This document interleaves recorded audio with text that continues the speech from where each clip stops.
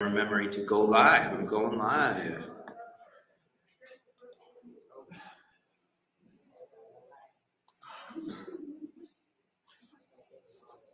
So we are streaming live to the Best Benton Harbor YouTube page, and information about where to find these streams is available on bestbentonharbor.com. Like I was saying, tonight is the vision presentation. And also we've got a lot of great feedback opportunities. If you were not able to attend one of the sessions we had this afternoon too, we did do some mapping. You'll see some of those maps posted on the windows here as you come in. So there's also an opportunity for anyone who hasn't done any of those mapping exercises to do those this evening as well.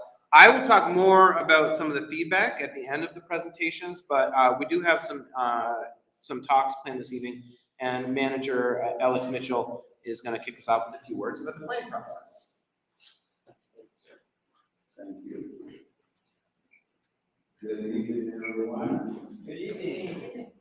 Good evening, everyone. Good evening. This is a happy occasion. Yes, it is. And next time, we're going to have twice this number because each of you is going to bring another to the next session. That's right. All right. But we're going to kick this off tonight. And folks, this is a very important time in the city of Benton Harbor's life. This is a time when we're expecting everyone to really have something to say. We want you to be involved in planning the future of this city. This is your city, this is our city, and we need to take charge in planning what's going to happen in our city. The only way we can do that is be here. We started yesterday, today is the second day.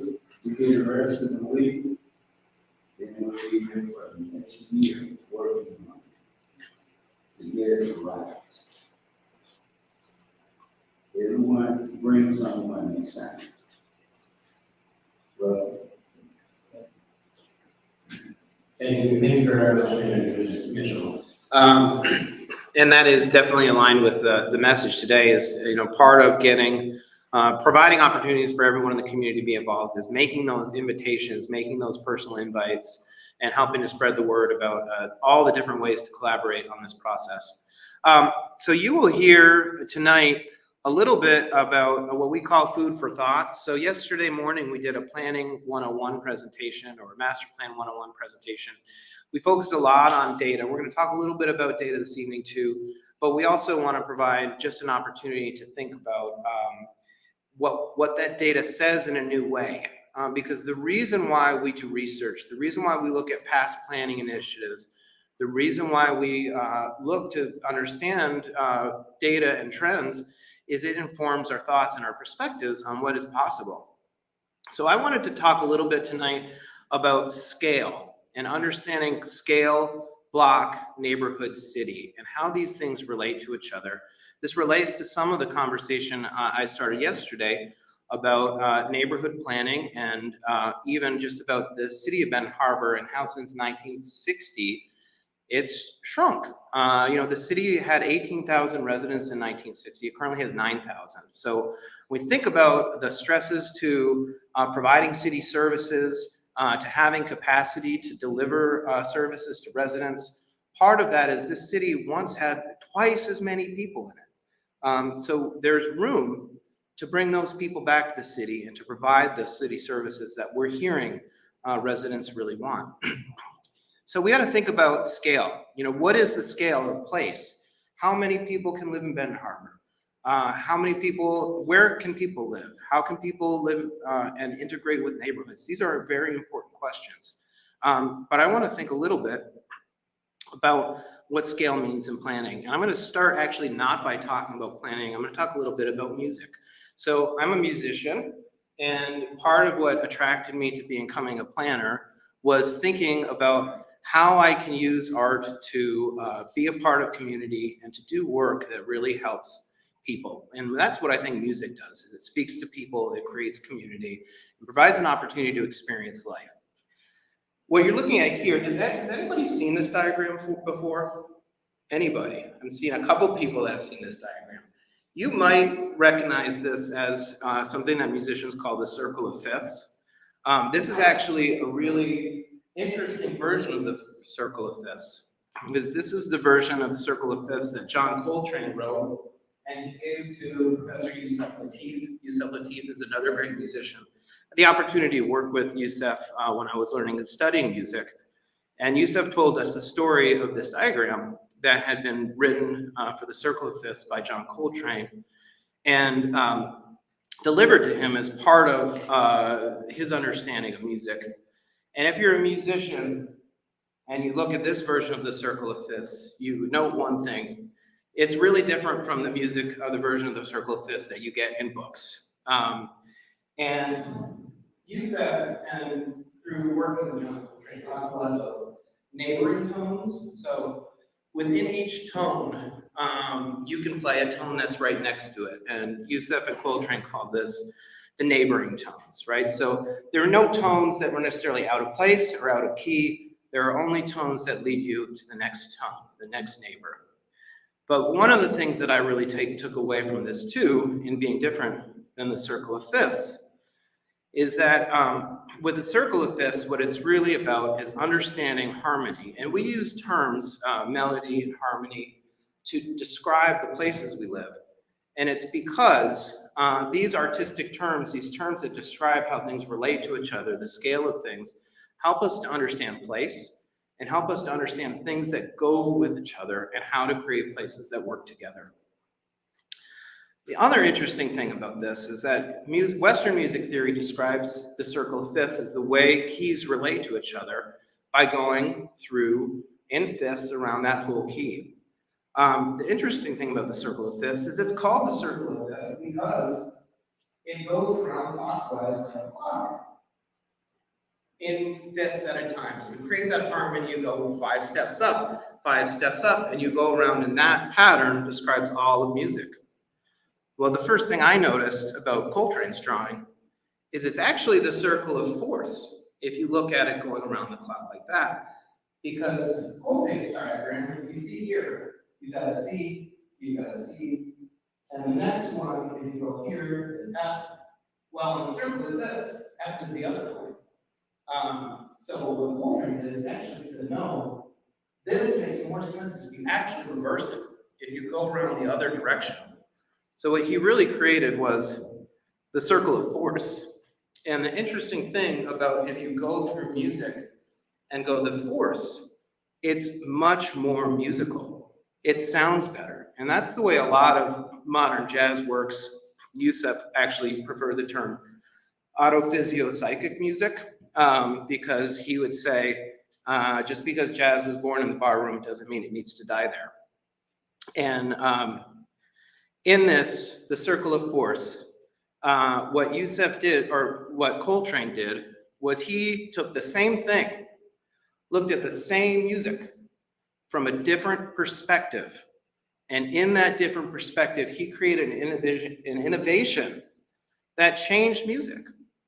And the reason why I'm starting to think about this is because when we talk about Benton Harbor and the possibilities for Benton Harbor, we know we're looking at the same place that was looked at 10 years ago, that was looked like 20 years ago. The place is the same, but what we want to provide this process with is a new perspective.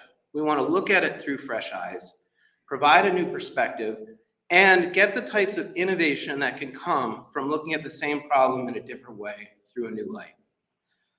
So let's bring this back to planning.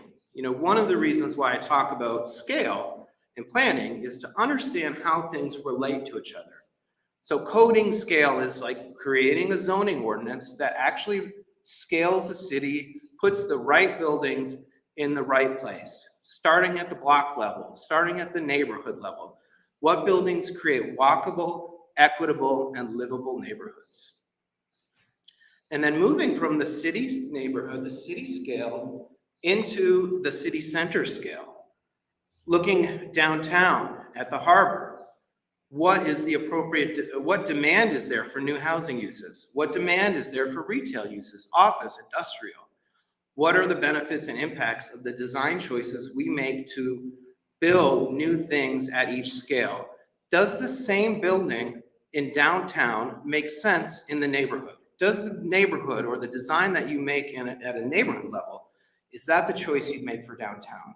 And the answer is by understanding building types, by thinking about place, we can make different types of decisions, appropriate decisions, and the musical term that's often used in planning is decisions that create harmony within the places that we're designing for.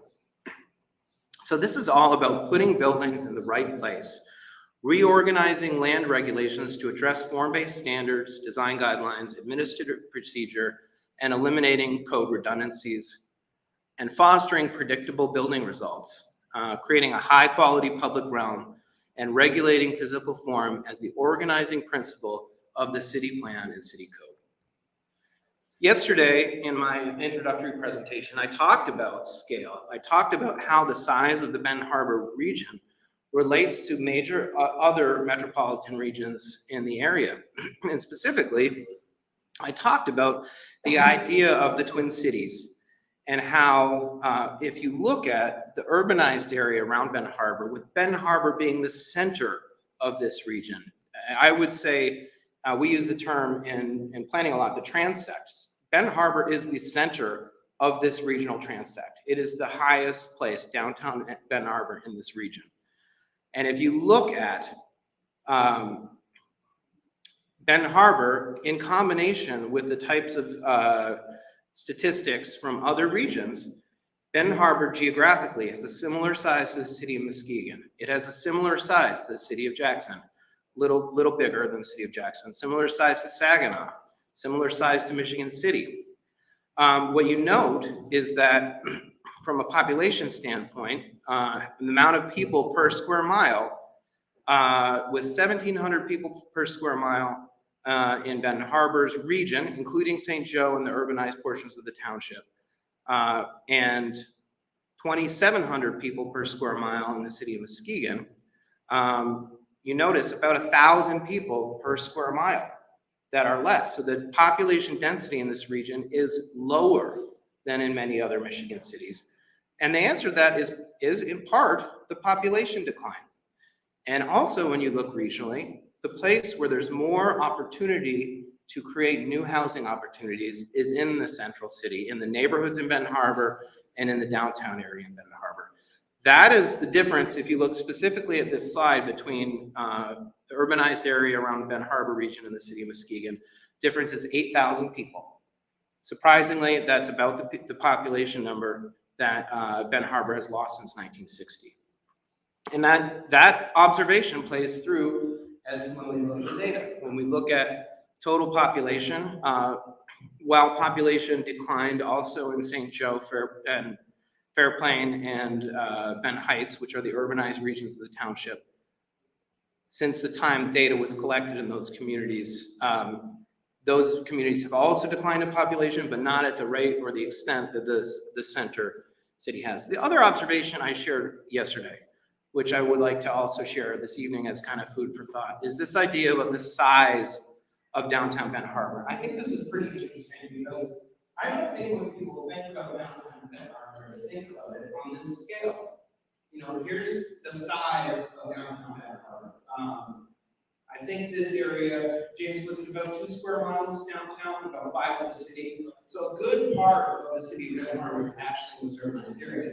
Compare it to the size of downtown Kalamazoo. It's as big as pretty much the entire downtown Kalamazoo. It's as big as a large part of downtown Grand Rapids. Look at the city of the Lander area and Harbor Lake over downtown Grand Rapids. You know, we don't think about Benton Harbor as being as big in terms of land area, but it is. It is. Downtown Holland, I would say, is really bigger than the area that encompasses downtown Holland. And similarly, looking at Saugatuck, you know, it really dwarfs the size of Saugatuck. Most of what you're seeing in that area is actually residential neighborhoods in Saugatuck. So when you think about the size of this community and the scale of this community and the impact that this community has on the region, it is big. You know, the opportunity here is huge. I think the other thing that I'd like to talk about with respect to scale is that sometimes existing regulations don't scale. You know, and what I mean here is you have an assumption, or many people have the assumption, that the regulations on the books align with the actual lot sizes, the building sizes, the size of permitted uses. And oftentimes this doesn't play out in terms of reality. And we are looking at this in Benton Harbor. I don't have maps like this made for Benton Harbor yet, but I'm showing this is an analysis we did in the city of Livonia. And what we did when we fixed their code is basically on the left, you've got the green and the red. And you would assume that most of this, if you have a zoning code, most of the lots in your city would be conforming. Well, actual fact, what we look at, and this time and time again, this plays out, most of the lots don't actually conform with the code on the book. What we did in Livonia is we fixed that. You see the right, that's the conformance after we changed their zoning code to think at what, you know, how should development happen? What type of development should be permitted? Do you want most of your city to be non-conforming to the code you have on the books? No. You want a code that encourages development. And you do that by analyzing what the size of the cities are, putting the right buildings in the right place, and making sure that your dimensional requirements align with the type of uses you want to see. In this Livonia example, we consolidated 23 zoning districts into 15, and we reduced non-conforming lots by 250%. At the end of this process, there were only 4,000 non-conforming lots. So more about the neighborhood scale housing. I want to talk specifically about the housing issue because it is a theme that has come up a lot in our conversations. This idea of missing middle housing types. And, you know, specifically, I want to relate it back to a lot of vacant lots, city-owned lots, and sites around the city. You know, I'm learning more about efforts that have been made in the past to redevelop these lots. And just I want to say, there have been a lot of good ideas, and it's okay to work on good ideas now that were good ideas 10 years ago. So we want to take, or, you know, 20 years ago, we want to take the good ideas now and bring them forward. So with missing middle housing, what we're talking about is the market for the last 50 years has been very good at building single family housing. And where can we build single family housing? Where there's nothing, right? That's why people move to townships. And that's why you see exoduses from the cities, because that's where you can build this, right? There's a lot more that goes into it, but it is true that people know how to build single family housing, and it's easier to do on greenfields. That happened. It happened over the course of the last 50 years.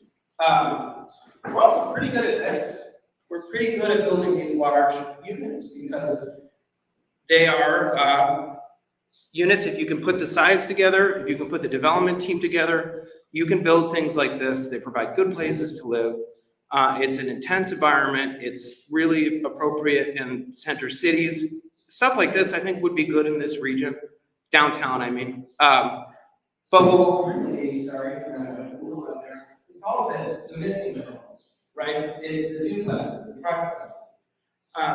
Those are the housing types that are hard to create, but they're also the housing types that fill in neighborhoods, that make neighborhoods functioning. And also, there is a big market demand for these types of uses. And there's a little bit of a gap and a challenge to getting there. But what doesn't work in design is when you take buildings like this at this scale and you put them in places that they're not designed to work. So buildings that don't align with street frontage, buildings where your main street is a big parking lot instead of an actual building on the frontage. Buildings that don't meet the ground plane, that aren't allowed with real design features that create walkability. Buildings that are out of character with the neighborhood, right? If we took a building like this, and I don't remember where this reference is, Mike might remember, but we took this and we said we want to build this in the middle of the Benton Harbor neighborhood, that would be the wrong building in the wrong place, right? It might be profitable to build this building there, but that's not what we need. We need buildings that do work. Buildings with rich materials, high proximity and alignment to street frontages, well-proportioned facades, elevated first floors for privacy of interior spaces, and well-articulated entryways. Good, buildings that are designed well.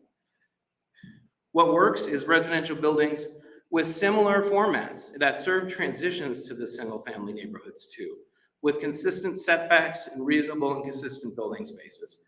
And the setbacks, of course, can vary but building by building too, and you see that a lot in spaces.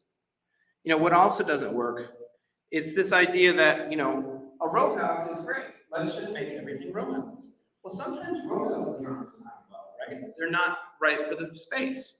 So using the wrong type of architecture, designing architecture that looks good in New England doesn't necessarily look good in Michigan, saying, oh, we want an elevated porch, but having it be non-functional. You don't necessarily want a big staircase on every house like this. Uniform facades that don't have cornices aligned for architectural details, and generally, buildings that are out of character with the neighborhoods they're located in. The row house is not, or a townhome is not necessarily the right missing middle housing type in every situation. Duplexes, triplexes, fourplexes, those are the things that work well with neighborhoods. It's not, the answer isn't, well, let's just put townhomes everywhere, right? That's not the solution. This is, can be done well. Midwestern vernacular. These are photos. I think the upper one is a Detroit neighborhood. Is that Ann Arbor? I'm not sure, but these are good references. We like these. Row houses with setback porches, front yards, well-proportioned facades, and elevated first floors for privacy of interior spaces. These design elements really are part of what makes this type of housing work. We also need to code design based on local preferences. So part of what we're doing in touring the community, taking photos, and hearing from residents is, what are the buildings in this community that are the best? What are the design precedents that we want to replicate by creating codes for housing that will match and be based in the communities? Our new design codes can follow the types of preferences that we see in the community, and we want to create a template from these preferences for the types of housing that will be the best missing middle for Benton Harbor. By creating a tax base for new housing opportunities, that tax base will also go to the city to provide the types of city services that the city needs. So the answer to helping the city provide services is actually, let's do the type of development, support the type of development that will raise the tax base. Without the tax base, we don't have the capacity to provide these services. So it's a model where one idea leads to the solution that we hear. So if one of the things you want to see is better city services, by supporting new housing, that is what gets to the answer. More people supports more services. And providing opportunities for home ownership and wealth building to Benton Harbor residents. We talked about that a lot today. How can a housing program be done equitably to make sure that opportunities go to Benton Harbor residents, the benefits of development is supporting Benton Harbor residents' opportunities to grow wealth and to become part of the people who benefit from any new choices for new development options in the city. So more on coding scale. Actually, I think I did this one. I want to be down here. Okay, so let's talk about the types of housing. When it comes to banks, how should banks be designed? Should banks be small buildings on lots with big parking lots and drive-throughs, or should banks be civic spaces that are designed and represent the type of commerce that happens there?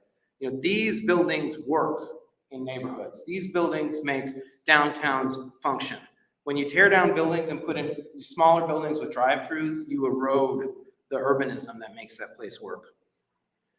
Mixed-use buildings. We're in a single-story building now, but this entire street has double-story buildings with multiple uses. But just so you know, like the building we're in now, single-story retail, these buildings work. As you know, this is a beautiful building, and it adds to the downtown as we go in it. Not every building needs to be 2 stories. Maker spaces, home occupation uses. These are all things that can be done with building type codes. Theaters, It's a theater right down the street. When you see a theater like this with an awning, you know the types of uses that are there. Additionally, large apartment building types, hotels, industrial buildings, these are all things about putting the buildings in the right place. So I'm going to go forward. I want to talk about the carriage home.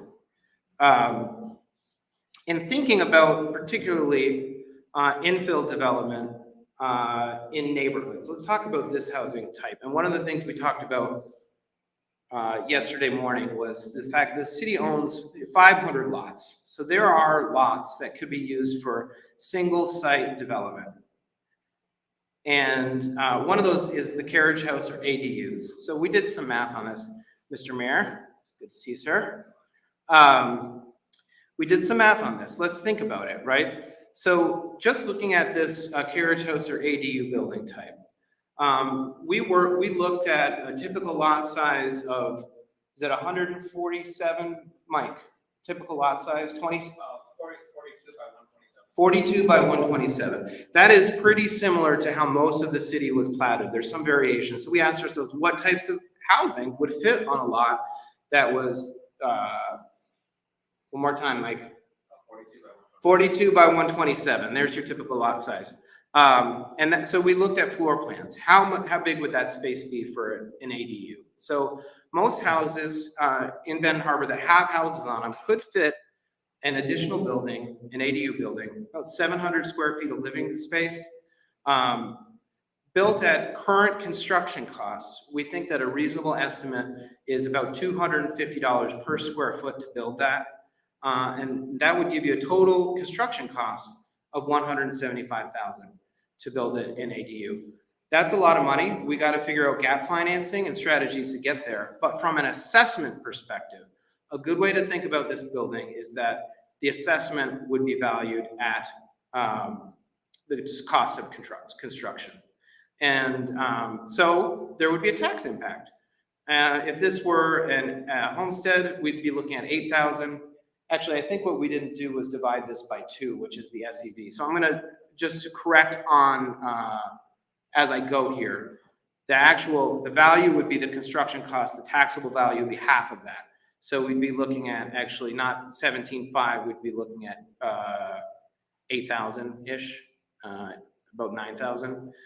So the taxes would be half that. So 4,000 in taxes if it's a homestead. If it's a non-homestead or a rental property, you'd be looking at actually about half of this, so about 6,000.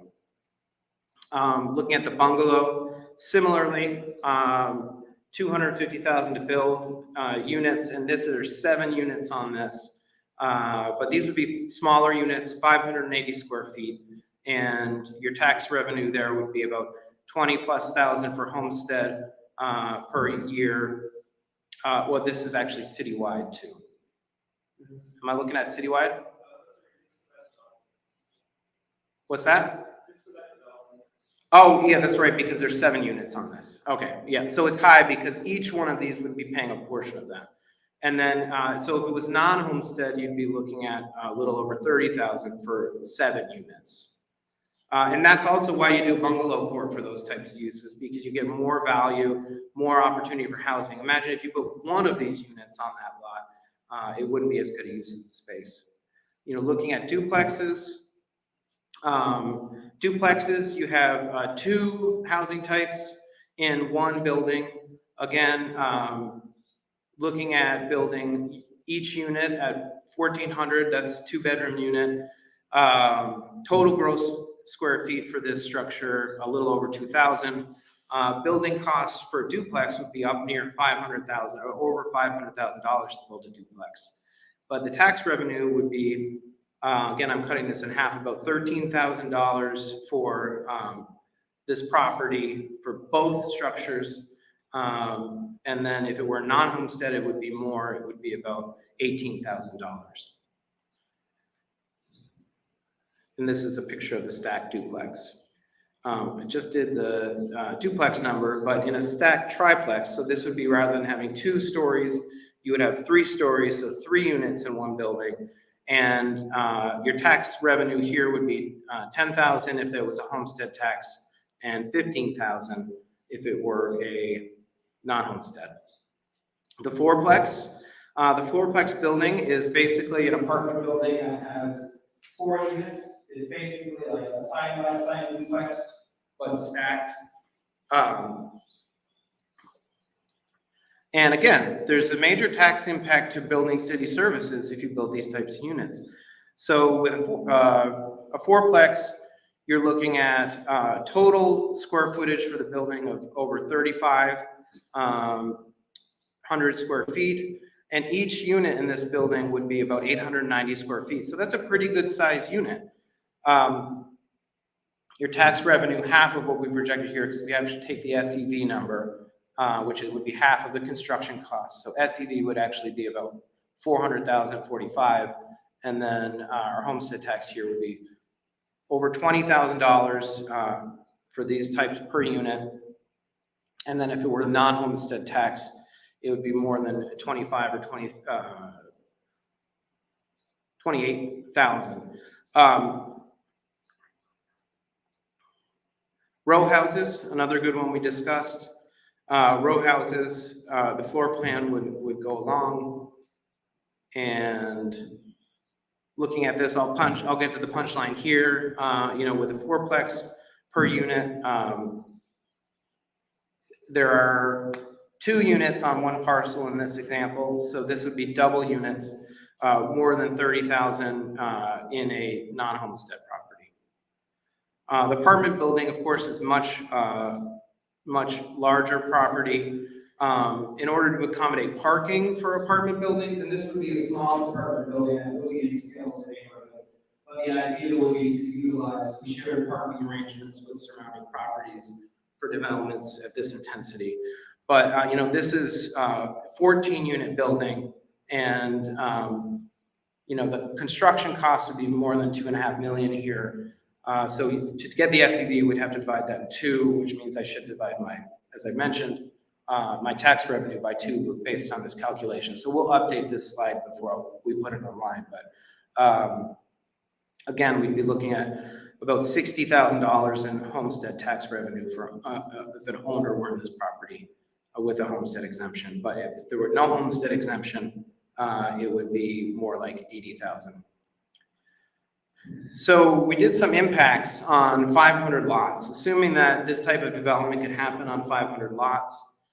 We would have to divide these numbers by 2 because we didn't do that as part of our spreadsheet this afternoon. This is pretty new, by the way. We just worked on this a half hour ago. So we would divide this by 2, but in developing those 500 lots, assuming there was an even mix of housing types, in looking at adding the missing middle housing, we could add a positive tax impact to the city of about $14 million to the city's budget. And that's just looking at the current city millage rates. And that means that even if the city were to help facilitate this development, the benefit is in creating more people. The economic development of more people would also help to impact retail demand, but it certainly would go a long way to providing city services. But the real question is, what would it look like? So this is a block in one of the neighborhoods. This is the block between Bellevue and Lake. And it's very close to one of the spots we won on our tour yesterday. And thinking about adding a mix of housing types, right, to this block, a mix of bungalow courts, a mix of triplexes, duplexes, small apartment buildings with shared parking.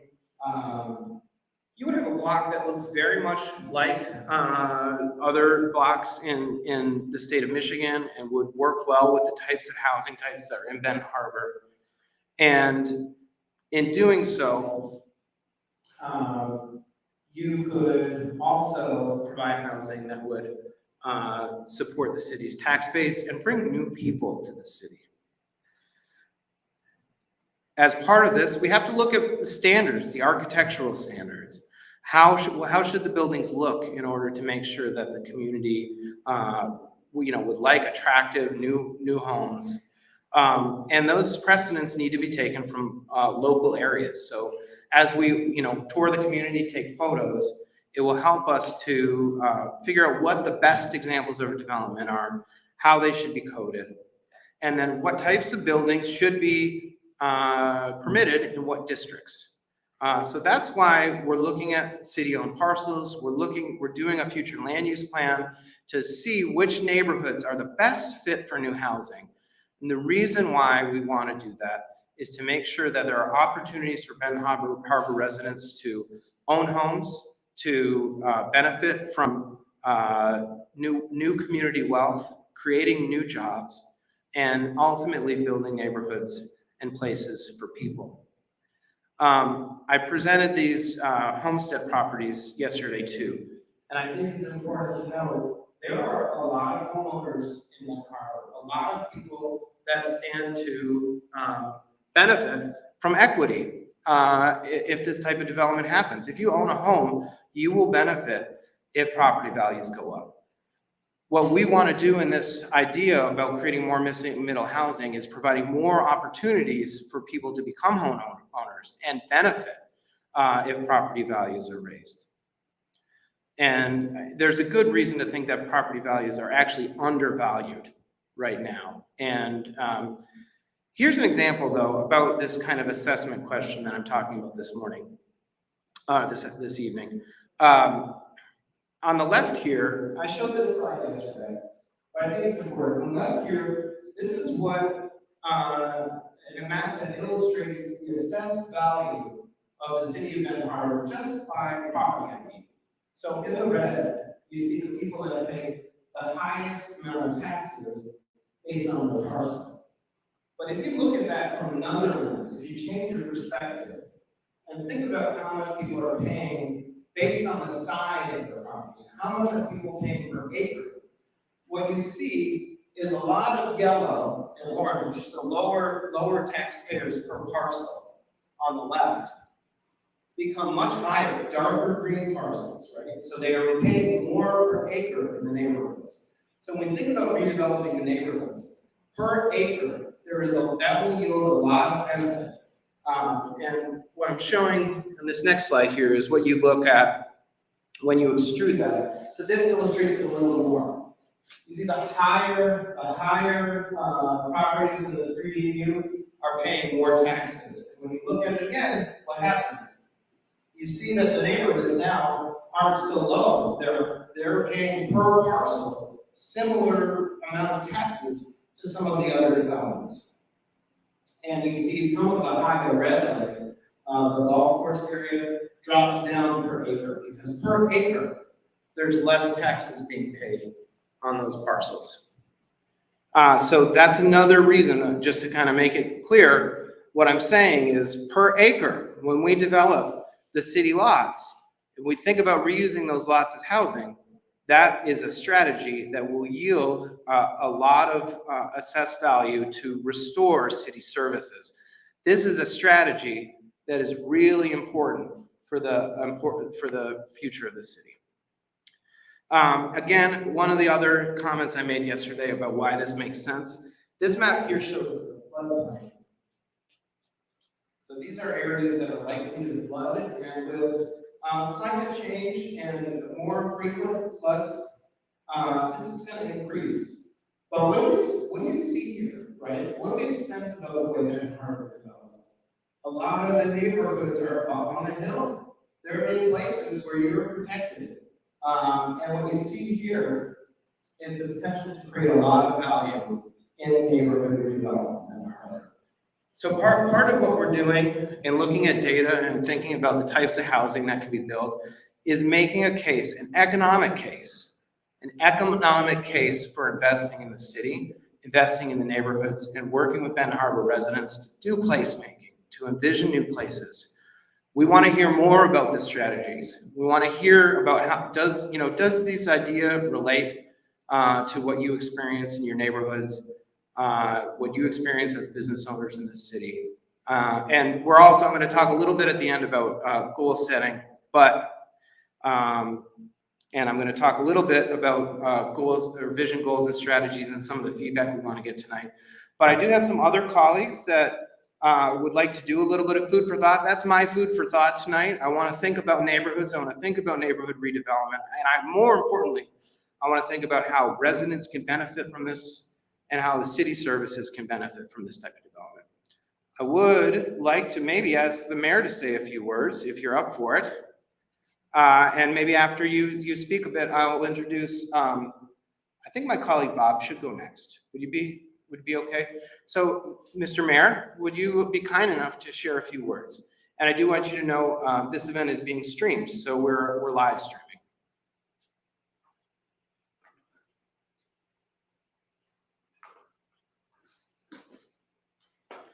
And you'll be able to see yourself right there, so that's when we're streaming. Thank you, sir. Thank you. Good evening. Good evening. So I just want to welcome everyone out to this wonderful and watershed moment in the city of Benton Harbor. My vision is to have, within the next 15 years, a minimum of $500 million invested in the city of Benton Harbor under this master plan. From retail to housing to education, recreation, you name it. And we want to attract not just regional, but we want to be able to attract global, where people from around the world will want to come and vacate, recreate, recreation, everything in the city of Benton Harbor. And I'm glad that you put up the assessment as it relates to the property, because at one time Manhattan, and you probably heard this story, where I think it was sold for $64. That sounds right. But now Manhattan is the epicenter for global exchange. And the value of Manhattan today demands the attention of the whole world. So the property that we're standing on is not the value of Manhattan, but the value of the city of Benton Harbor will change the trajectory and the course, not just of Southwest Michigan, but you heard it from the mayor of the city of Benton Harbor during planning week, the state of Michigan, and will impact the United States of America. Thank you.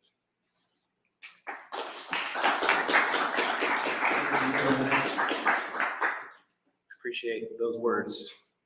All righty, I am going to welcome up to the stage my friend and colleague, Mr. Bob Gibbs, who is going to talk more about retail demand and how that relates to this story about what happens when we invest in creating communities and places.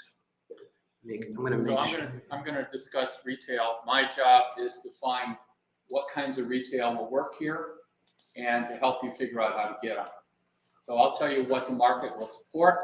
I'd like to hear from you about, from that, what would you like? What kind of restaurants and shops would you like in your neighborhoods? Okay, with the mic. And then we can work on how to get it here. You're pulled up. Before I get started, the entire retail industry is in shock because of COVID, because supply chain, but also because they've overbuilt the suburbs. The suburbs have about 100 square feet of retail per person, but cities like Benton Harbor only have 2 to 3 square feet of retail per person. The suburbs are over retailed, and the retailers now are looking for urban infill opportunities, and they're trying to reinvent themselves. Last year, retail sales were down by 80%. There has been about $10 trillion lost in retail because these large retail centers that are built in the suburbs are going bankrupt. Many of them are 80 to 90% vacant, and the big box shopping centers are not big enough to compete with Amazon. So it's estimated that 80% of these large big box suburban centers are going to close in the next 5 years. About 30% of the suburban neighborhood centers are going to close, with grocery stores, because people are getting home delivery of their groceries or they're picking them up at curbside. So they're not getting out of their car and walking by the florist shop and the nail salon. They're just going in and out. So you're going to see a big closure of these suburban centers. And then the real town centers, which were invented, which I helped co-invent, are foreclosing because they have too much debt. The problem also in America is that the average income has been flat for the last 50 years. The average American family's income has not gone up at all. And the millennials' incomes have gone down 10% in the last 20 years. We are statistically poorer and less able to spend money than our parents and grandparents did. There have been over 100,000 stores closing in the last 3 years because of COVID. But the COVID winners have been the small independent retailers. They're thriving, they have less debt, they're paying their rent on time, and people are returning back to the small retailers. The other COVID winner has been small walkable towns. People are leaving major cities like Chicago, nothing wrong with Chicago, but they're heading for small to medium-sized cities like Kalamazoo, Grand Rapids, and even smaller cities where they feel comfortable and they can walk outside. The other big winner has been the small independent bakeries and coffee shops where people can forget about going into the big box retailer and going into the small businesses. Part of this is that there were 25,000 chefs laid off during COVID, and there were about 3 million highly skilled restaurant workers that lost their jobs. These laid off people have borrowed money from their favorite uncle, and they've opened up their own restaurant, and they want to open up in towns like this. They need affordable rents. They need markets that are underserved. This market is extremely underserved for retail, as you know. There are tens of thousands of chefs that would come in here, borrow money, build their own store with their own sweat equity, and they would like to open a restaurant here. Our job will be to help you attract those to this location. But Benton Harbor is exactly what they're looking for. Rents are relatively cheap. There's lots of traffic, and you're in a very big market. Outside dining has been extremely successful, especially in cold climates.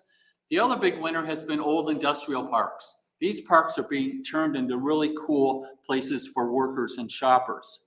The big winner has been the walkable Main Street. The other big winner, surprising a lot, is the old-fashioned ugly strip center that all of us planners try to stop.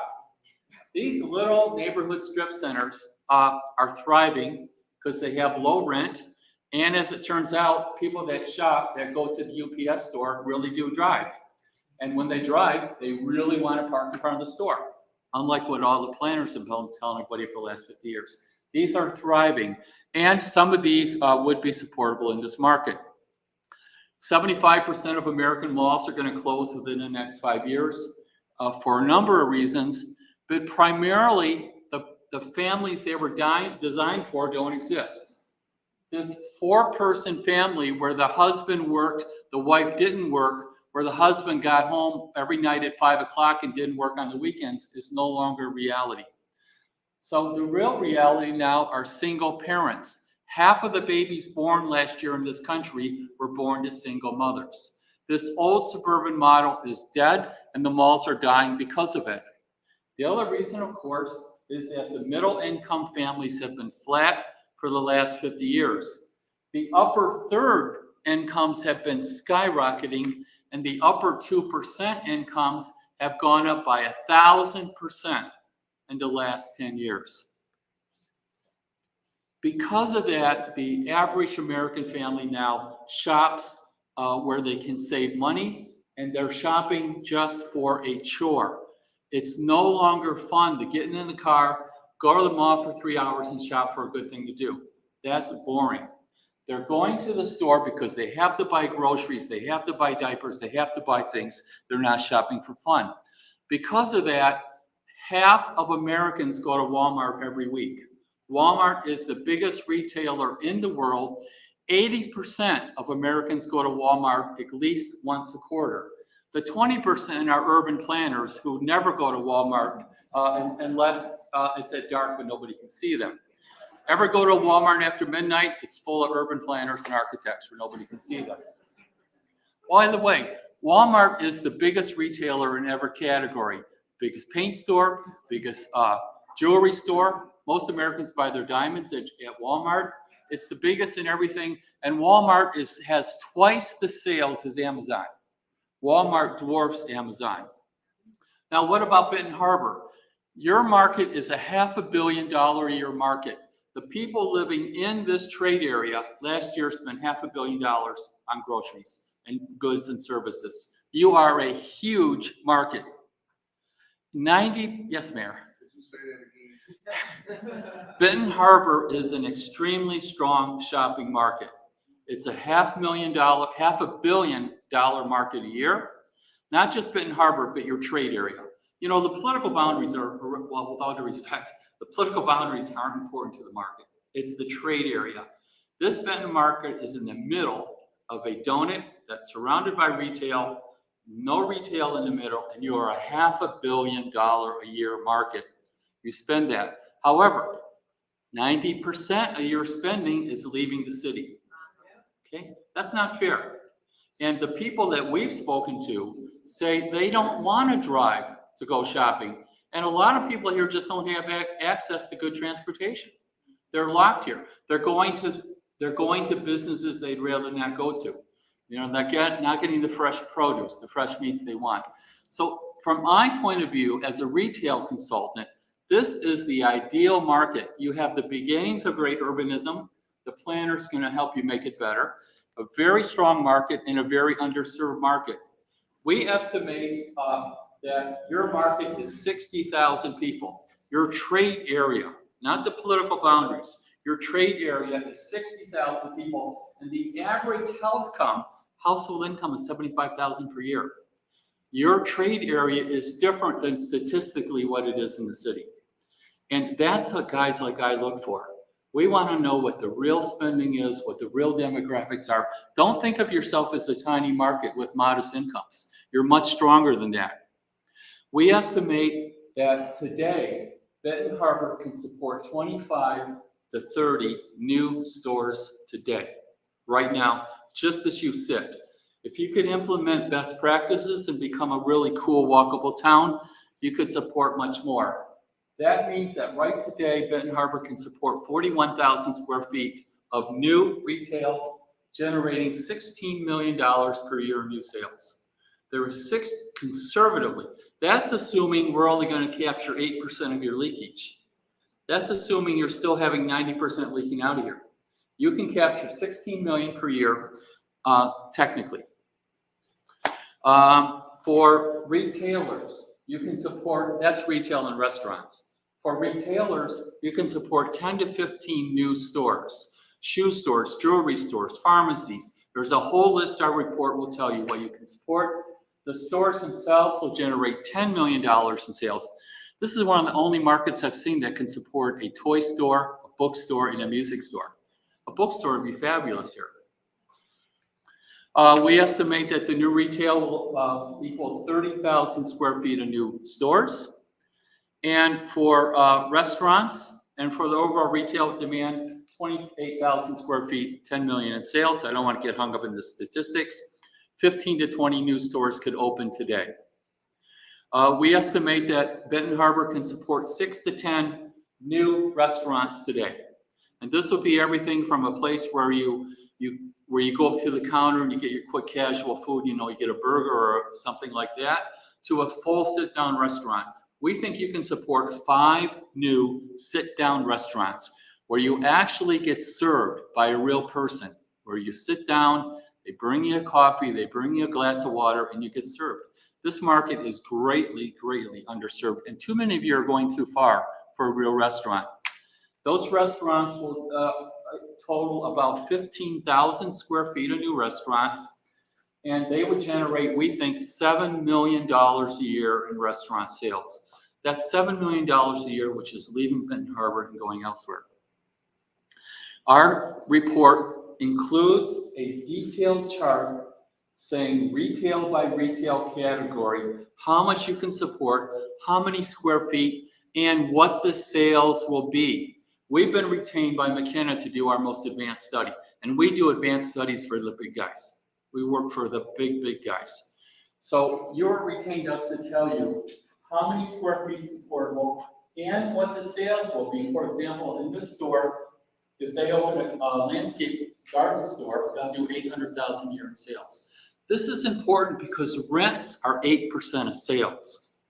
And so if the sales can be high enough, the rents can be high enough to justify new construction. We estimate that the sales in Benton Harbor, if it's implemented with best practices, will be about 50% higher than the national average. That's the pent-up demands here. You're stronger than you may think you are. You're stronger probably than you look right now because of a number of planning issues. We did not find a demand for a grocery store. And I'm shocked because everybody I've met today says they eat food. And some of you eat a lot of food. So, and some of you have a glass of wine once in a while. So I'm gonna go back and relook at it. And this is typical. We buy data, we buy crazy data. We know how much money you have in your pockets right now. We buy extremely crazy data. Our data showed that this market is over retailed by 10 grocery stores. I don't get it. So I think our data is mistaken. We're gonna go back and we're gonna get into the weeds. We're gonna actually find out where people go buy their groceries. And we think that you could support a small to medium grocery. You know, something the size of a Trader Joe's. You're not gonna get a Trader Joe's. You should, but you won't. But something about that size where they have good quality meats and cheeses and produce and fish, and they treat you with respect. We think it can support my job is to really dig into the weeds and see if you can. Right now, I have to tell you, you can't, but I think it's wrong. If there is a demand, I'll find it. We didn't find a demand for a pharmacy. That shocks me because there isn't a pharmacy that close. So we're gonna go back to the drawing board and see if what's wrong with that. You know, the demographics that I just described that said there's no demand for those two items, those are the demographics that the big guys pay for, and they just automatically redline. They say, well, the demographic said no, so we'll go on to the next place. Our job is to go beneath that and find reality. So we think you can support 25 to 30 new stores, 42,000 square feet of retail, generating 16 million a year in sales. That's still assuming that you are leaking about 85 to 90%. These are conservative numbers. If the planners, which I know they can do, McKenna's one of the best in the country. If McKenna, when they'll come up with a grand design about how to make this a walkable town with street trees, wide sidewalks for outside dining, to make the buildings cool. If you can bring it up to that level to meet what the market wants, then our numbers could be triple. That's a big if though. That's a 5 or 10 year investment, but it can start by getting that laid off chef, letting that person in Chicago that lost his job, recruiting him to come here, find a little spot for it to open, and before you know it, you'll have 5 or 10 restaurants, and then you'll be a place for people to come and hang out. Plus, it'll serve your residents. So we're very excited to be here. Thanks for hiring us, McKenna, and we'll be working with you for quite a while. Tomorrow, we're going to go on a tour. I'll be here for another 2 days to meet with any of you. Thank you.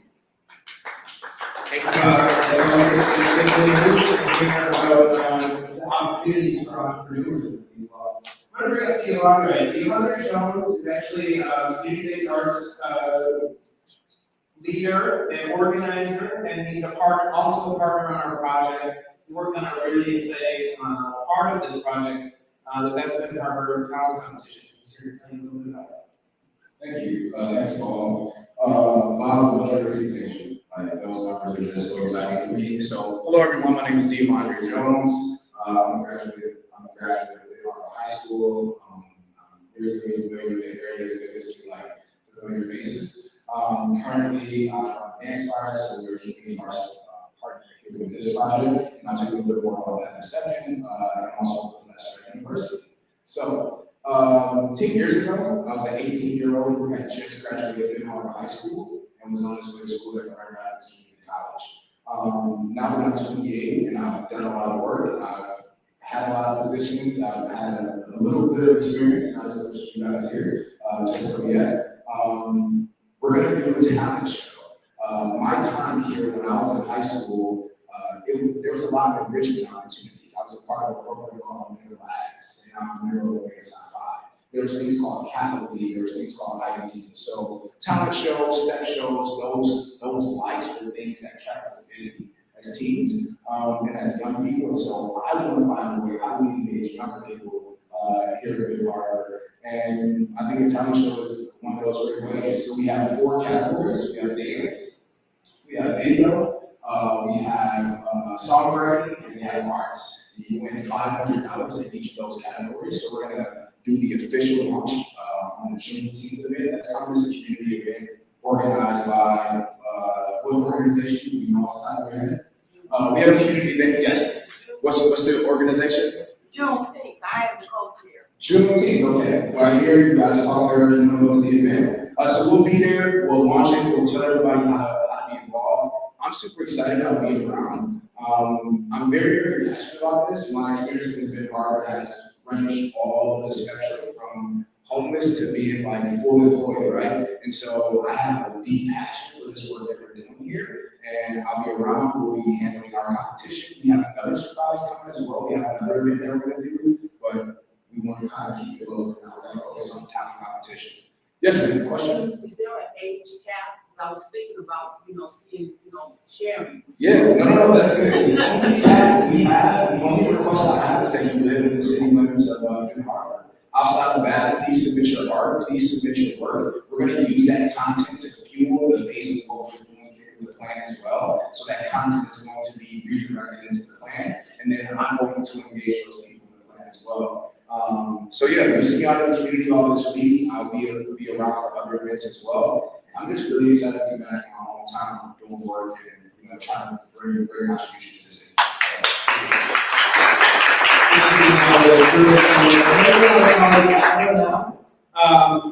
We're going to have a couple more presentations. Adam is going to do a little bit on the history of the city. And then we're going to have Craig from the Ox Creek team talk about Ox Creek, which is another important part of the project. You want to? No, here.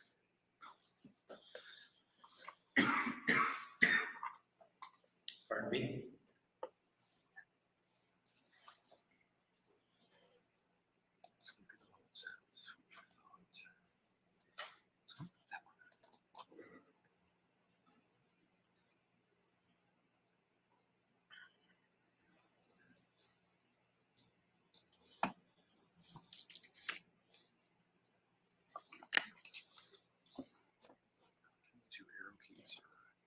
Where's the mouse? You can use the arrow keys.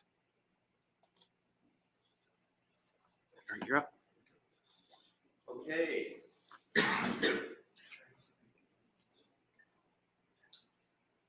All right, good evening, everyone.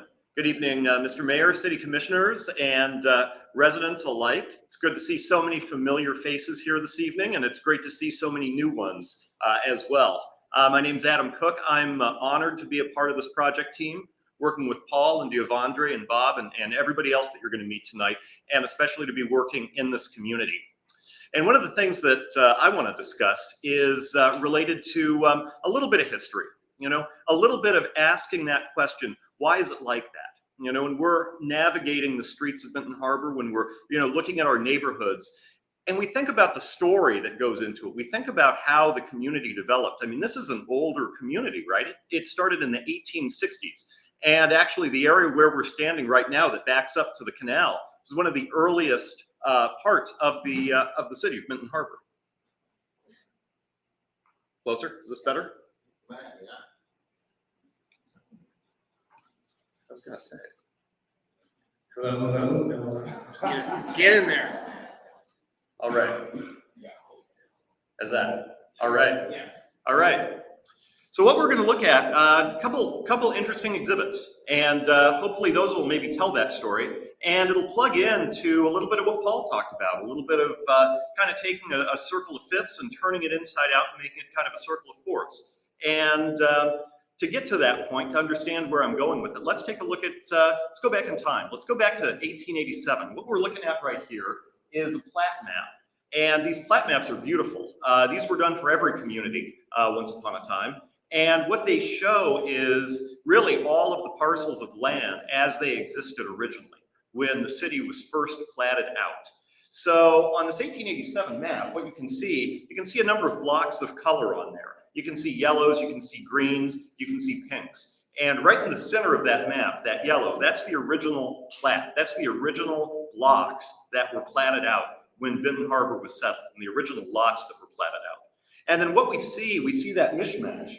If you can recognize the street pattern there, you've got Main Street running kind of diagonally from left to right across the image, and diagonally kind of going down toward the lower right-hand corner is Pipestone.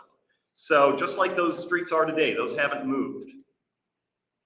But around there, what you can see is a number of different blocks of color, and those are what we call additions. So, of course, the city outgrew its original boundaries very quickly after it was founded. By the 1870s and into the 1880s, people were building on the fringes, which is what is now areas like the Flats and areas like going up Pipestone and down Britain Avenue. But you can see all of these little bands of color.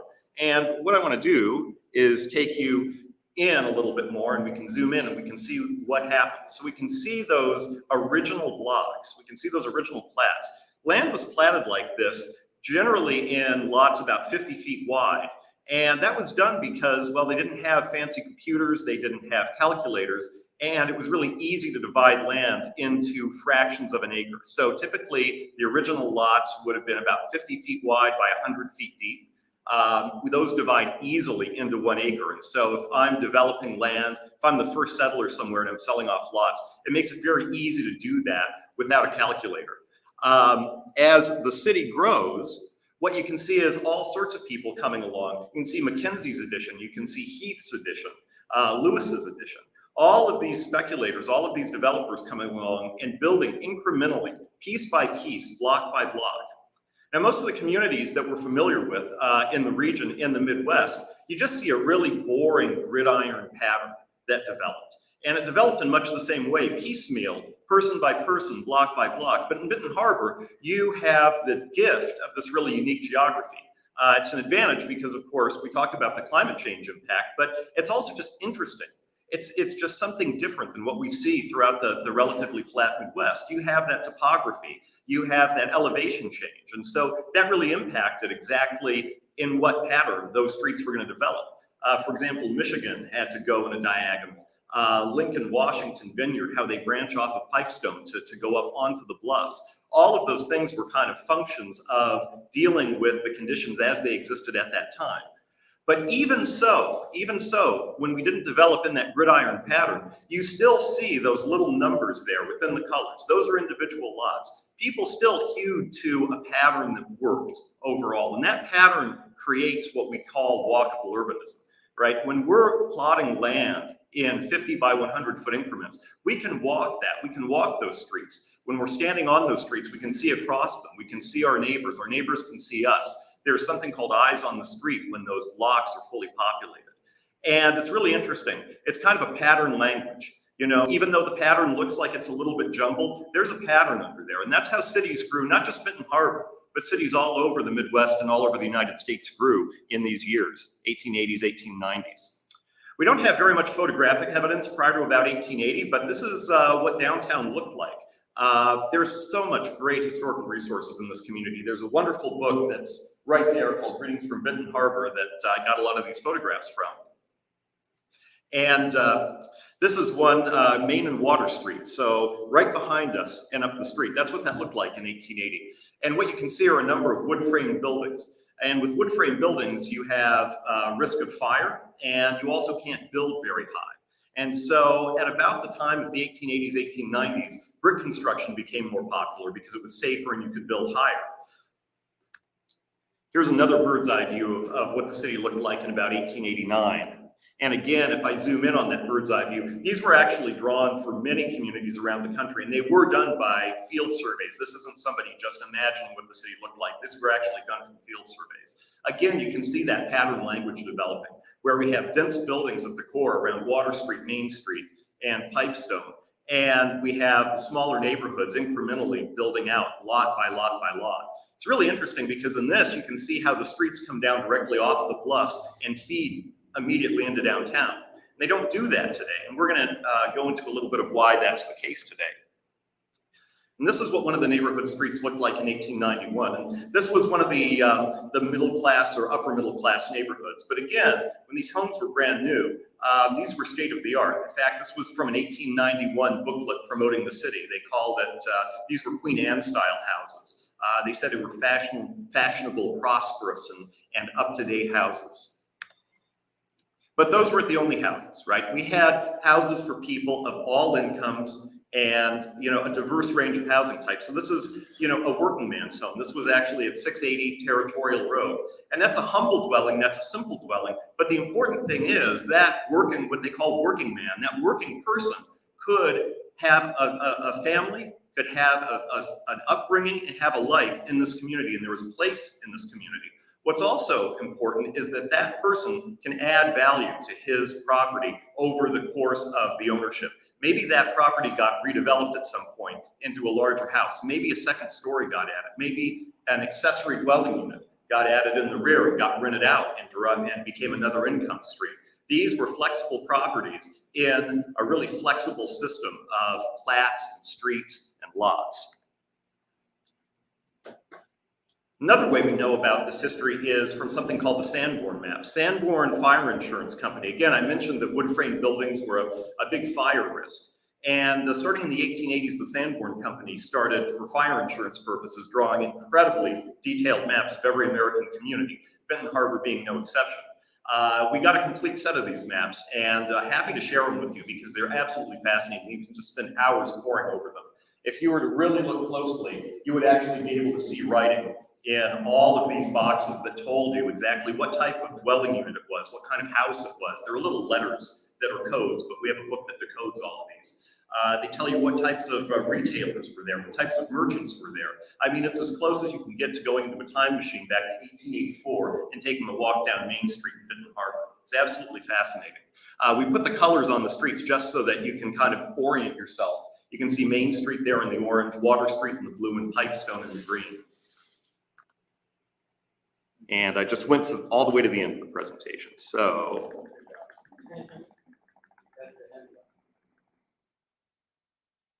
a little preview of what's to come. And now I went past it. All right, there we are. 1900 again. If you go through these piece by piece, you can really see the piecemeal change that took place in all of these lots. You can see how houses that in 1884 were small dwellings, those lots have been built on and redeveloped, and extra units have been added. You can see how the downtown buildings got a lot denser as brick construction took over and value was added and density was added to the community. You can also see that there were fires, right? This is one of the reasons that wood frame construction was so dangerous. There were still many of those buildings lingering by the 19-teens, 1920s, and there were a series of fires, not just in Benton Harbor, but in many of our downtowns. And so you get another era of rebuilding. You get to 1926, and now you can see the Vincent Hotel. Now you can see on this particular one, several theaters. I counted at least 4. You can see auto body shops. You can see tinsmith shops. You can see banks. All of the ingredients of a really exciting, vibrant, prosperous community. Here's another image from that 1926 map. I wanted to show you this because this is one of the developing neighborhoods at the time. This is on what was then the southern extent of Benton Harbor. So Britton and Pipestone. Britton Street runs across the top of that image, and Pipestone Street is that diagonal you can see in the upper right-hand corner. This is another one where if you zoom in and you look, what you'll see is in all of these individual houses, there are differences. You can see some houses that are just single-family homes. You can see some houses that are duplexes. You can see many houses with accessory units that aren't just storage for, at that time, automobiles were starting to become popular, but for farm implements and other things. There were accessory dwelling units where people lived. There were 2 schools in this image. And if you really zoom in, there are also some retail establishments. There's a bakery on one of those blocks, and there's also, I believe, a bicycle shop on one of those blocks. So you had this pattern where not all of the retail was concentrated downtown. You had these neighborhoods that themselves are constantly growing, changing, allowing people to incrementally develop and add value. And they are not just a completely single-use district. People within those neighborhoods had resources. They had neighborhood services, retail, and other such things to walk to.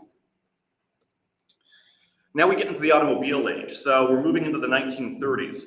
And in the 1930s, Benton Harbor was still a good source of regional, it was on two major regional highways. So US 12, and if you think about Michigan today, US 12 is a little bit south of here. Well, US 12 originally ran directly from Detroit through Kalamazoo, through Jackson, through Benton Harbor, right down this street, right out your window, and on to downtown Chicago. So this was the main drag. I mean, this was one of the major transportation routes in the early auto age.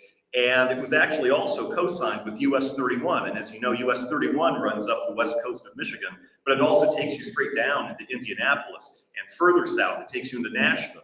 It takes you back through Tennessee. It takes you all the way, I believe, into Alabama. So you had two major cross-country routes that doubled up right here on Main Street. And not only did you have a vibrant downtown for the locals, you had regional traffic and even national traffic coming through here as well. Actually, I should say, most people don't realize this, but the Red Arrow Highway, that was the original route of US 12. When people came into Benton Harbor from the east, now we do so, we get off Interstate 94 and we do so on the business loop. That's all new. That was built in the 1960s. Territorial Road and Red Arrow Highway, those were the original routes into Benton Harbor and out of Benton Harbor from and to the east.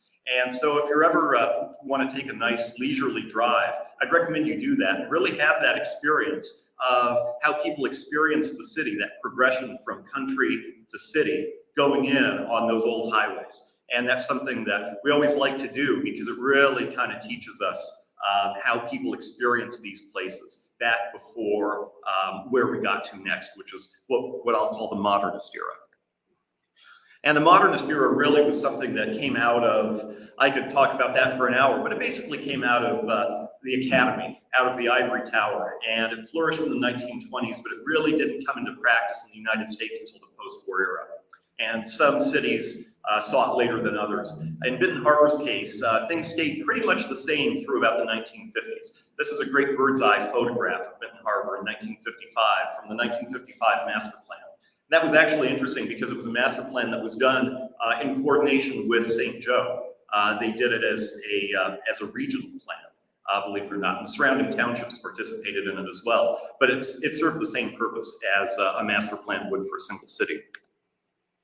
Here's another view of the downtown a little further out. You can see what the public market looked like at that time. And when that airplane flew over, just look how many cars were in that market. Look how much activity was in that market. I mean, it's really, really fascinating to pore over these things and imagine what it would have been like. This is the Flatiron building there at the Five Corners, just a couple of blocks from here. And this is really kind of seen as the iconic image that people remember from that era in the city. And again, I don't think this was staged. I don't think they called in, from a Hollywood studio, a bunch of cars and a bunch of people to pose there. I think this was just a picture that was taken at a convenient time, by the photographer. Again, it's an absolutely beautiful scene. So we go back to that 1955 aerial, and we look at the city and we look at how it's composed, and it doesn't look all that different from the first image I showed you, that plat map. It looks almost identical, only it's an aerial photo now, so we can see trees and we can see buildings outlined a little bit better. One of the really interesting things, as I mentioned, is the bluffs area, which would be kind of on the lower right-hand side of that image, where Pipestone kind of comes out. Notice how the bluffs area bleeds directly into downtown. Notice how all of the streets to the south kind of bleed directly into the downtown. There was a really dense network of streets, a connected network of streets, and that really added to the character. And you can also see how the business district, just by the outlines of the buildings there, stretch south down Pipestone. Very, very interesting way to develop in line with the topography. Now I'm going to take you on a journey a few years into the future. We're going to go up to 1969. This is the exact same extent. This is another aerial photograph. And now, I'm gonna go back and forth a couple times. What you can see there, look at that lower right-hand corner of the photograph there where Pipestone comes out diagonally. You see in 1955, we had a lot of buildings, we had a lot of trees. Now what do we have in 1969? We see a lot of open land, we see a lot of things that have been cleared. We see streets that don't connect, but it looks like something's in progress. I'm gonna take you another step further, and this is 1981.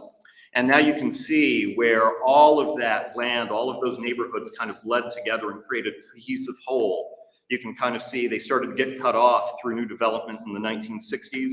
And then by the 1980s, that whole business district on South Pipestone is gone. You can see that there's a new street there that kind of curves along the bottom of the photograph, which we may know today as Market Street. And we can see a lot of other land that had been cleared. This was a product of something called urban renewal, which I'm sure was a federal program, and I'm sure many of you are familiar with. So why did that happen? Again, this is the modern era. The modernist era was an era where very theoretically minded planners decided that order should be imposed on the city. People driving cars should have precedence over people on the streets and pedestrians and other modes of transportation. You know, in 1957, you still had US 12 and US 31 coming right down Main Street. Planners thought, boy, that's not efficient. There's, you know, traffic traveling from Detroit to Chicago shouldn't have to slow down and see those beautiful buildings and have access to some of those businesses in Benton Harbor and Kalamazoo and many of these other communities. And so they came up with grand plans for highways. And thankfully, not all of these highways were constructed, but many of them were. And what you can see there in the 1955 plan is really the first rendition of what Interstate 94, what would become Interstate 94 looks like. But you can also see a number of other highways. In this plan, you can see the idea of having Market Street bypass downtown Benton Harbor, but you can also see a new bypass highway there that connected straight out to M63, which itself was a new limited access highway. A number of other proposals. You know, in these 1950s era plans, they just literally drew as many red lines as they could to represent highways on a map, every possible route that they thought would be more efficient. At the same time, in these 1950s plans, look at this. Here's an example of neighborhood design. On the left, it says the type of plan now being followed, and that's exactly what I've been describing for the last few minutes. And then you look on the right, the type of plan that should be followed. And they really take everything that makes a walkable neighborhood, a quality neighborhood, and they kind of invert it. You know, they take the blocks and they deform them. They don't make streets that go through, they make streets that dead end. You have cul-de-sacs, you have loops.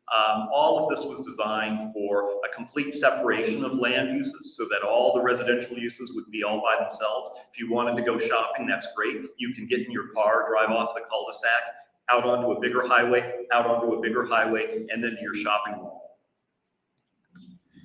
And unfortunately, all of this was subsidized by a federal program called urban renewal. And in urban renewal, these principles were put into force through a huge influx of federal spending. Many communities, almost all communities in the United States, got an urban renewal plan. And this was the one from Benton Harbor. And we have copies of them for you to look through. And I recognize this might be painful for some people. I'm sure some people have direct memories of relocation or of some of the destruction, wholesale destruction of some of these blocks, or this happened or directly impacted a loved one or a relative, a father, something like that. Here are some of the exhibits from that plan. I see walkable neighborhoods with great potential and interesting houses and a mix of housing types and things that, you know, were able to add value for a wide range of people. But these are the areas that were proposed for clearance, and in some cases they actually were cleared. Benton Harbor survived better than a lot of other communities did in that era. We can see the highway plan. This is really interesting. So Market Street was built where it was because it was actually intended to be a freeway spur that would directly go from one end of Interstate 94 through Benton Harbor, through St. Joe, and out the other side. As a matter of fact, here's an actual photograph of somebody presenting that. It says Benton Harbor, step into the future, there written on the top. Boy, what a step. If you want to see it in more detail, we've got images of it in more detail. And here we are. There's the same image that we really have been looking at with Pipestone and Main and Water Street, but now we can see that yellow line, which we colored in. It's not yellow in the book, and you can see that that's going to be either an elevated or a depressed freeway. We don't know which, and it's probably best we didn't find out. And lastly, this is another image. I thought this was the same as the one on Territorial Street from earlier, but it's very similar houses. And again, these were considered to be substandard, and these were considered to be the types of things that would be cleared under that program.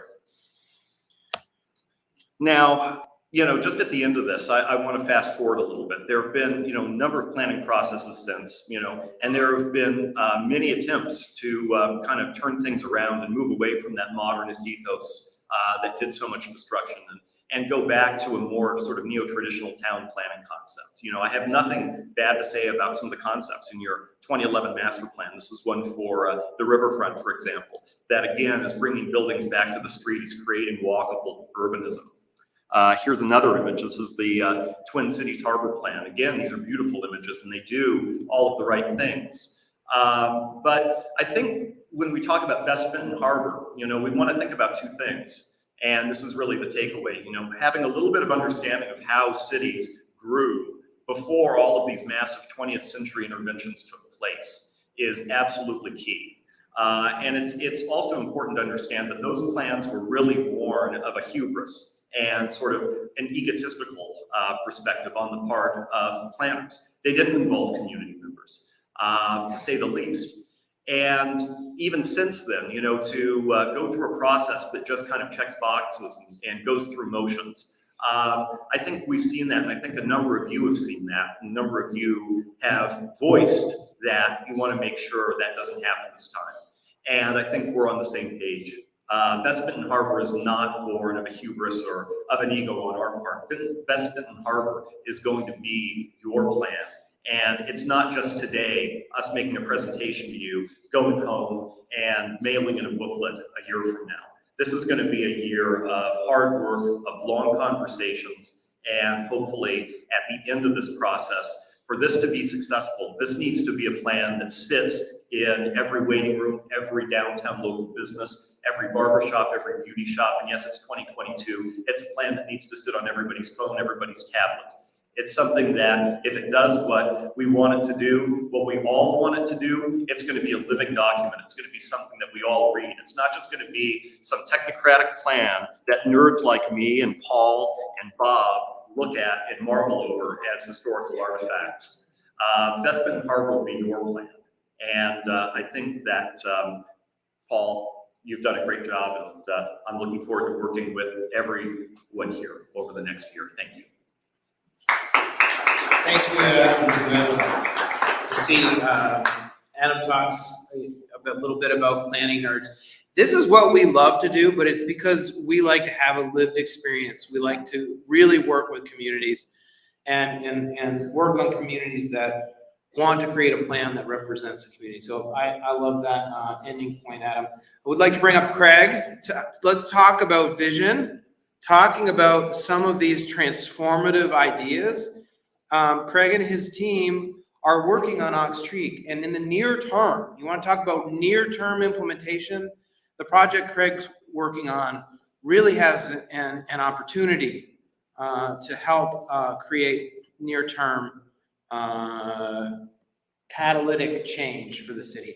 This is the last presentation, and then I'm going to talk a little bit. We want to mingle as everyone leaves and get some feedback. So Craig's going to close it out for us. All right, thank you so much. Great, thank you. We are streaming, so you know we can't. Great. Oh, I got to put you on. Go ahead. Sorry. And do this. Thanks, everyone. And go close with the mic. Deep breath. That was a lot of information. I'm going to try to be quick and just give a kind of introduction to what we're up to, which is really a kind of, we're kind of crashing the party this week. We met with Paul and talked to Paul about his efforts and McKenna's efforts with the master plan.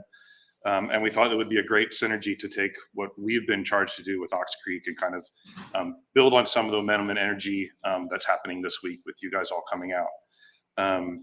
and try to take some advantage of that and learn from you guys, and learn from also what McKenna and the team are doing. Because as you look at any particular element in the city, we believe just as much as Paul was describing, that everything is interrelated, everything is an ecosystem. And so to think about what you would do with Ox Creek, you can't just look at what's there now. You have to project yourself into the future, and you have to think about what is being planned and what is being anticipated. And then anything that you do now in Ox Creek could both facilitate that, can instigate that, it can be a catalyst for it, and it can also respond and predict to it. But it can adapt as well, and that's the challenge for us. So just to say a couple of things, again, we're working on a kind of, our work will hopefully be incorporated into the master plan, but we're working on what we would call probably a sub-plan within the discipline. So our focus is really that kind of Ox Creek. And so myself, I'm Craig Borum, I'm a professor at the University of Michigan. I'm an architect. We run a practice, we design buildings. You tend to think about typically architects as designing buildings. We do, but we also think about them as part of much larger systems and networks.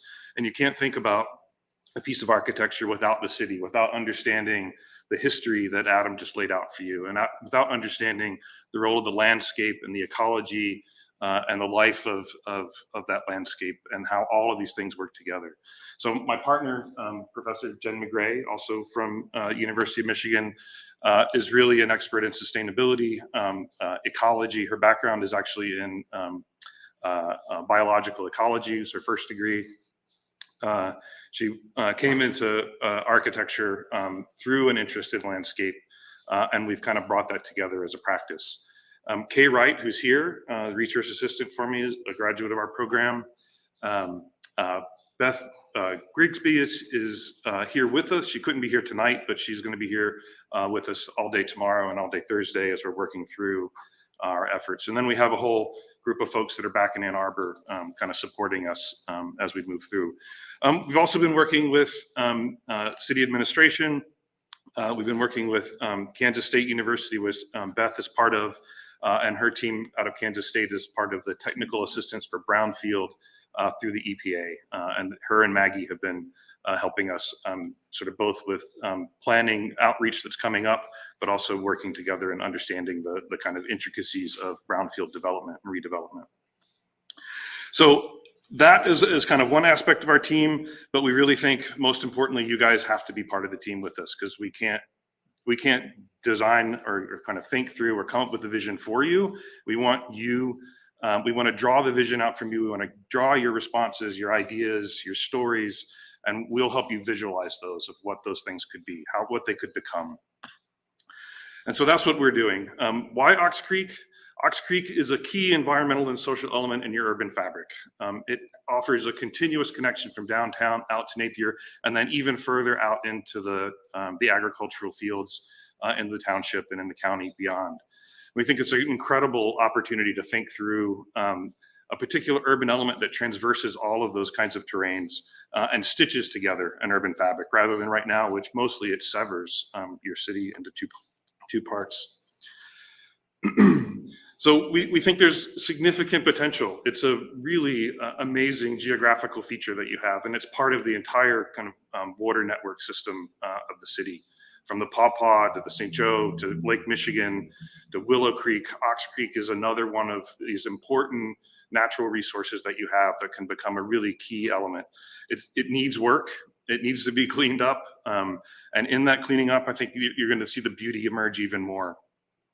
We think it has the potential to become a recreational element with the city and be a catalyst for commercial and new housing opportunities. We were speaking of Manhattan earlier, and I was thinking, like, when my image of Manhattan, Central Park, and now and the properties that surround that are actually the most valuable real estate in Manhattan. The presence of that park, the existence of that natural feature, does more than just be a park. It actually affects the entire landscape. And then today, in the last 15 years, the development of the High Line, the new linear park, which was an old train bed, elevated train line through the city, has been turned into a really incredible linear park that runs the whole the whole west side of Manhattan, and the property values along the High Line now rival those along Central Park. And so you can think about, Benton Harbor is not Manhattan, but I love the aspiration that that we could learn from those kind of metrics. We could understand the value and understand the power of pulling and learning from those examples into even the smallest kind of interventions that we might look forward to. So the mayor, you're here, and many of the city commissioners who are also here have charged us and committed to the revitalization of Ox Creek as one of the city's highest economic and recreational development priorities. And this for us is kind of, again, the kind of real charge of thinking about that creek, thinking about its existing condition, how it's been degraded through years and years of environmental injustice, industrial closure, and poor stormwater management has really kind of turned it into the state it is now. But we see it really as having a kind of incredible opportunity. Paul was talking about scale earlier. The part that we're focused on, just the one part of it, and we think that this is really just the first part of Ox Creek Trail and the potential of the corridor, going from Main Street out to Napier is about 2.5 miles. And it traverses a number of like, if you get down into it, the ecosystem is actually quite variable as you go down that length, from kind of the relationship of Hall Park, as you get down into the deeper ravine around Britton Avenue, as you it starts to flatten out again, and then as it enters into the cemetery toward the end of as it reaches Napier, and then out into the agricultural fields. We think there's just incredible potential, and each of those zones, each of those sections requires different kinds of responses, both from the context of the urban environment that surrounds it, but also the ecosystem and how it handles water, what it does for the water in the city. It does different things at different parts of its length.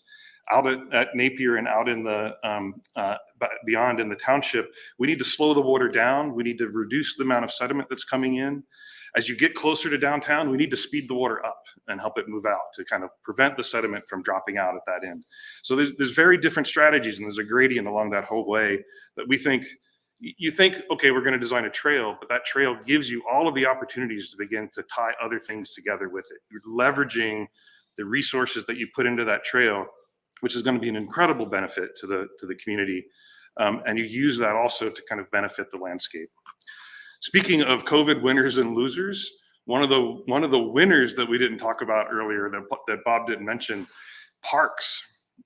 Since the pandemic, we've all realized how important outdoor, open, natural spaces are for us.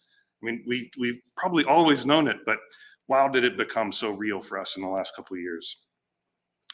So our job is really to help shepherd you through the process of thinking about it, of visualizing what it could be, giving you some ideas, helping you think about possibilities, showing you things that you may not have thought about, but listening to your stories and trying to tie them all together in a way that brings together a kind of new vision or kind of possibility for it. So our process, we're really at the beginning. We talk about 3 different kind of aspects of it: a kind of discovery, community input. We synthesize that information, then we refine it. And it sounds like a kind of easy step-by-step process, but actually discovery and community input are the same thing for us. We're really just beginning. We've done some research, lots of digging into archives, looking at maps, reading reports, looking at previous plans.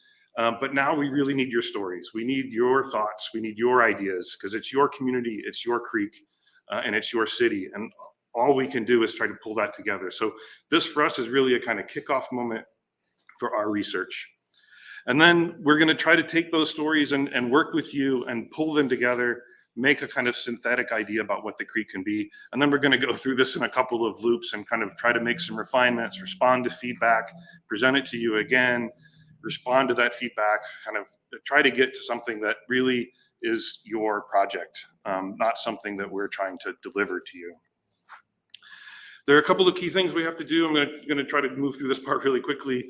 But in order for this to happen, in order for it to become a real amenity and to catalyze the kind of economic development that you're hoping for, we have to pay attention to it as its own living entity first. We need to clean up the valley and restore the riparian buffer. We need to take care of the water that's coming into it that feeds the creek. We need to remove some of the pollutants that are in that water. We need to reduce the amount of sediment that's just washing off into the stream, and clean up the debris that, it doesn't take, it's incredible. Then the restoration of the stream, the restoration of the stream and pollutant and sediment reduction are totally critical, as I mentioned. We also, as part of it, the kind of head of it for us is really Hall Park. Hall Park is its own thing. It's not the trail, it's not Ox Creek, it is your family park. It's one of the oldest parks in the city, if not the oldest park. And it is a social space. It is a space for basketball, for picnics, for festivals, I'm hoping that DeAndre's talent show gets recited there on a stage that might be part of the restoration of the park. I think it would be an amazing thing that you have kind of repeating festivals or activities or things that could happen there. Some of that infrastructure is there, but it all needs work. It's all in rough shape. There has been efforts to look at that, and we're hoping to get those revived as part of this process. And then the other part, the last part, is the construction of the non-motorized trail. It doesn't have to come last, because there's ways that we can construct that trail that still allows cleanup and remediation to happen while the trail is being put into place and even existing in place. But that for us really is a kind of a key thing, because it's not only just recreation, it becomes a transportation corridor. It connects your downtown all the way out to the commercial district. It connects neighborhoods. It has the ability to really be a stitch in the fabric rather than a kind of cut that the valley seems to be at the moment. So tomorrow we really get started. We've been hanging out, we've been listening to stories, we've been listening to presentations, but tomorrow morning is when we really get started and start looking at putting pen to paper, listening to your ideas, kind of starting to document some of these things. We're gonna walk through tomorrow a series of points that really just kind of map the gradient along its length from Hall Park, and key nodes that we think are important to address, because I think they allow the intensity to be immediately visible and tie into existing nodes and corridors in the city. So Britton Avenue at the Tawana Marie Floyd Memorial Bridge, such a key spot. You have MLK School there. You have the valley that comes through there is spectacular. It needs work, but it's a pretty remarkable space. Valley Drive, what is 23 acres of open space in the center of the city. It also needs a lot of work, but has incredible potential. It's a beautiful space when you get in there, if you look in the right avenues and kind of block some of the blight that you might see. But all of that is remediable. All of that can be worked upon. Empire is the one at-grade crossing that we'll have to kind of address, where the creek and the road are at such close enough intervals that any kind of trail we'll have to become coplanar to that. We think there's a great opportunity for a kind of neighborhood hub or a kind of trailhead and connector at the old Sorter Elementary School, which is further out on Pipestone. Large field behind it that backs right up into the creek. There are already trails that kind of go down through there. They're kind of informal foot trails. We've hiked some of those. We've kind of bushwhacked our way in there.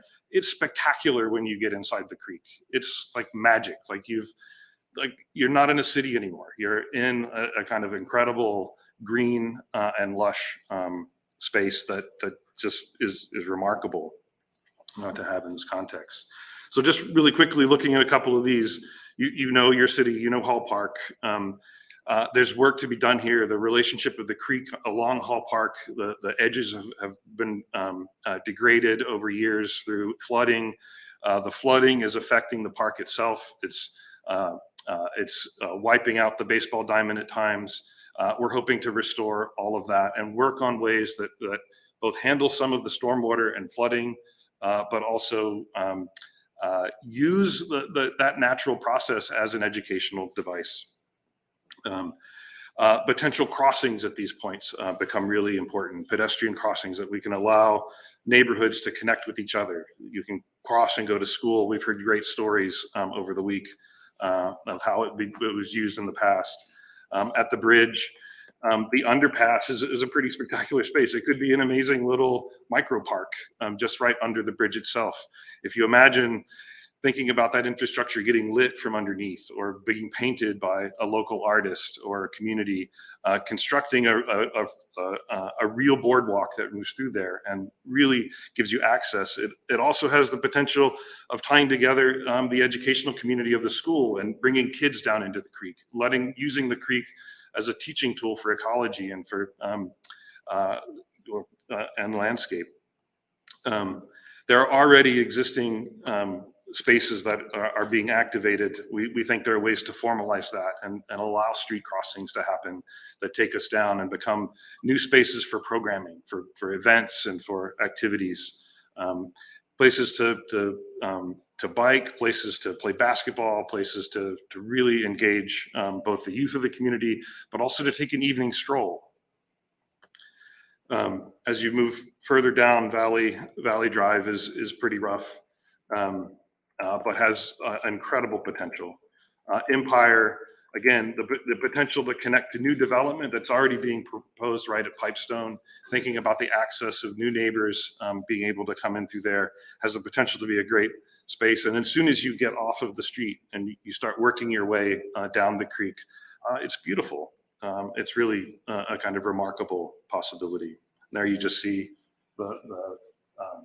the Project T site off to the side, and then there's the creek crossing right at Empire, just down below. The other remarkable thing is you own all that land already. It's already city land. It's continuous city land all the way from downtown to Napier. You don't have to buy any new parcels. You don't have to negotiate with a developer. It's yours to develop. So we don't have to go through that kind of process of legal and real estate negotiations in order to implement.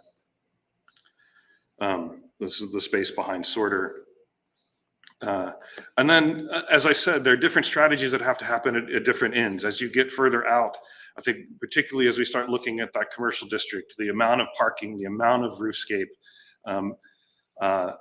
there's already great projects that are happening, but there need to be more that begin to capture stormwater, begin to treat it, and use low impact strategies that really reduce the burden on your infrastructure, but also work to shore up the life of the stream itself.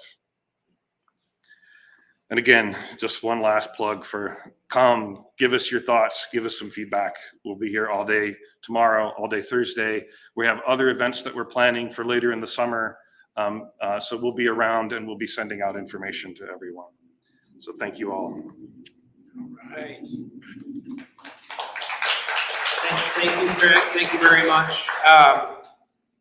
We appreciate everybody. As we said, this was our food for thought kickoff presentation tonight. Tomorrow night, we'll be here at 7 p.m. sharing alternatives. So as Craig said, tomorrow we're digging into some design issues, really starting to work through things, and we'll have more preliminary recommendations tomorrow night to talk about. So please come back tomorrow and spend some time with us tomorrow as well. As you leave tonight, I wanted to say a little bit about providing us some feedback on goals, objectives, and strategies. Hold on. I'm in this one. Here we go. There we go. So on your way in, you were handed some feedback. If you have time to write tonight, if not, make it homework. Come back and see us tomorrow and provide some feedback tomorrow. But please share your big idea. Take a look at these vision boards that we have for ideas that you have about art, about design, about places to work, about waterways, improving waterways, about improving mobility, parks, life, making life better. Share some ideas with us. Go online to bestbentonharbor.com. You can provide that feedback online at Surveys Online as well. So thank you. Come visit us tomorrow. We're also doing our final presentation on Thursday night over at the Hawk's Nest. So we'll be down closer to City Hall for our final presentation on Thursday. And like I said, join us. Stop in tomorrow. The team's here all day. We're going to add some more tours tomorrow afternoon. We're going to get the Dial-A-Ride bus back here. And designers are going to be working here all day And you can sit with us, help us figure out these problems. And tomorrow night, we're going to present some ideas and talk about them. So thank you very much for joining the presentation. Thank you to people online for watching. And let your friends know too, if they weren't able to come, this presentation tonight's available online. So we created an archive so that people can continue to learn this information. Thank you, Mr. Mayor, for your words and for sharing the vision for the community. I have a quick question, Rich. Clarification. If you don't know where the Hawks Nest is, it's 165 East Main Street. Thank you. The Hawks Nest is 165 East Main Street. And so tomorrow night we'll be here again at the Secret Garden. Thursday night we'll be at 165 East Main Street. Where is that online? Online, bestbentonharbor.com. There's a project website, which is a holding house. We're putting presentations up there. We'll put these PDFs up there so people can look at the information. We're also, we've videoed and streamed things. So there's places for people to watch these as well. So let's do some mingling. Let's do some talking. I'm going to sign off for our online guests. And, oh, one more question. There is not a hashtag on Twitter. Oh, there is a hashtag, Steve Andre. There is one. It's Best Benton Harbor. Hashtag Best Benton Harbor. We got it going. Yeah. All right. Yeah, please do. Please do make some comments and share. Invite people. This is a collaborative process. So thank you, everybody. Thank you very much. And we'll see you tomorrow. All right.